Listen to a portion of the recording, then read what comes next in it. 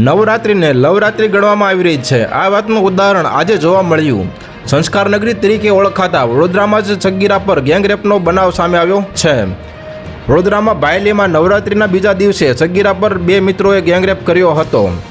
જિલ્લા પોલીસ વડા રોહન આનંદે કહ્યું કે પીડિતા તેના મિત્રને રાત્રે 11:30 વાગે મળી હતી। ત્યાર બંને સ્કૂટી પર બાયલી પહોંચ્યા હતા। આ સમય દરમિયાન રાત્રે 12 વાગે બે બાઇક પર બેઠેલા 5 લોકોએ તેમને જોયા અને આ વખતે પીડિતા અને તેના મિત્ર વચ્ચે કોઈક વાતે બોલાચાલી થઈ હતી અને બાઇક પર આવેલામાં 5માંથી 2 મિત્રોએ તેની સાથે દુષ્કર્મ આચર્યું હતું। રેપ બાદ ગુનેગારો જતા રહ્યા હતા અને ત્યારબાદ મિત્ર સાથે પીડિતાએ ફરિયાદ કરતા ઘટના સ્થળે પહોંચીને પોલીસે એરિયાને ઘેરી લીધો અને પુરાવા ભેગા કર્યા હતા।